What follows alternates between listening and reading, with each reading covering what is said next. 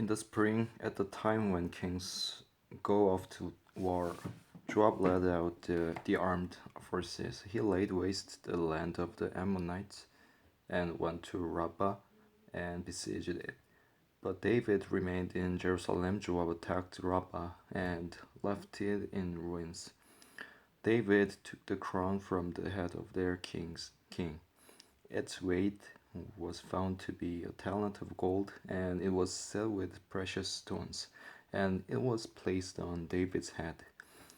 He took a great quantity of plunder from the city and brought out the people who were there, consigning them to labor with saws and with iron picks and axes. David did this to all the Ammonite towns. Then David and his entire army returned to Jerusalem. In the course of time war broke out with the Philistines at Gezer. At that time, Sibbecai the Hushathite killed Sippai, one of the descendants of the Rephites, and the Philistines were subjugated. Subjugated. In another battle with the Philistines, Elhanan, son of Jair, killed Rahmi, the brother of Goliath the Gittite, who had who had a spear with a shaft like a weaver's rod. In still another battle, which took place at Gath, there was a huge man with 6 fingers on each hand and 6 toes on each foot, 24 in all. He also was descended from Rapha. When he taunted Israel, Jonathan, son of Shimeah, David's brother, killed him. These were descendants of Rapha and Gath, and they fell at the hands of David and his men. Satan rose up against Israel and incited David to take a census of Israel. So David said to Joab and the commanders of the troops, "Go and count the Israelites from Beersheba to Dan. Then report back to me so that I may know how many there are." But Joab replied, "May the Lord multiply his troops 100 times over. My lord the king, are they not all my lord's subjects? Why does my lord want to do this? Why should he bring guilt on Israel?" The king's word, however, overruled Joab. So Joab left and went throughout Israel and then came back to Jerusalem. Joab reported the number of the fighting men to David. In all Israel there were 1,100,000 men who could handle a sword, including 470,000 in Judah. But Joab did not include Levi and Benjamin in the numbering because the king's command was repulsive to him. This command was also evil in the sight of God, but so he punished Israel.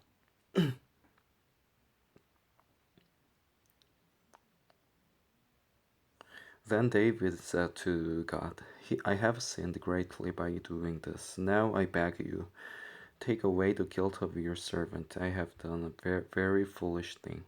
The Lord said to God, David's seer, "Go and tell David, this is what the Lord says. I am giving you 3 options. Choose one of them for me to carry out against you." So God went to David and said to him, "This is what the Lord says. Take your choice. 3 years of famine, 3 months of being swept away before your enemies with their swords overtaking you, or 3 days of the sword of the Lord, days of plague in the land, with the angel of the Lord ravaging every part of Israel. Now then, decide how I should answer the one who sent me." David said to God, "I am in deep distress. Let me fall into the hands of the Lord, for his mercy is very great, but do not let me fall into the hands of man." So the Lord sent a plague on Israel, and 70,000 men of Israel fell dead. And God sent an angel to destroy Jerusalem. But as the angel was doing so, the Lord sighed and was grieved because of the calamity, and said to the angel who was destroying the people, enough, withdraw your hand. The angel of the Lord was then standing at the threshing floor of Aruna, the Jebusite. David looked up and saw the angel of the Lord standing between heaven and earth, with a drawn sword in his hand extended over Israel, over Jerusalem. Then David and the elders, clothed, clothed in sackcloth, fell face down. David said to God, was it not I who ordered the fighting men to be counted? I'm the one who has sinned and done wrong. These are but sheep. What have they done? O Lord my God, let your hand fall upon me and my family, but do not let this plague remain on your people. Then the angel of the Lord ordered God to tell David to go up and build an altar to the Lord on the threshing floor of Aruna the Jebusite. So David went up in obedience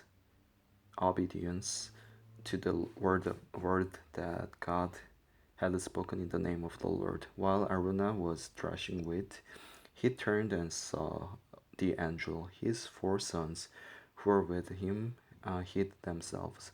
Then David approached, and when Aruna looked and saw him, he left the threshing floor and bowed down before David with his face to the ground. David said to him, let me have the site of your threshing floor, so I can build an altar to the Lord, that the plague on the people may be stopped. Sell it to me at the full price. Araunah said to David, take it, let my lord the king do whatever pleases him. Look, I will give the oxen for the burnt offerings, the threshing sledges for the wood, and the wheat for the grain offering. I will give all this. But King David replied to Araunah, no, I insist on paying the full price. I will not take for the Lord what is yours, or sacrifice a burnt offering that costs me nothing. So David paid Araunah 600 shekels of gold for the site. David built an altar to the Lord there and sacrificed burnt offerings and fellowship offerings. He called on the Lord, and the Lord answered him with fire from heaven on the altar of burnt offering. Then the Lord spoke to the angel, and he put his sword back into its sheath.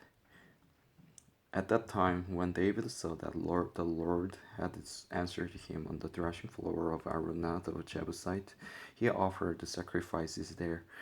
The tabernacle of the Lord, which Moses had made in the desert, and the altar of burnt offering were at that time on the high place at Gibeon.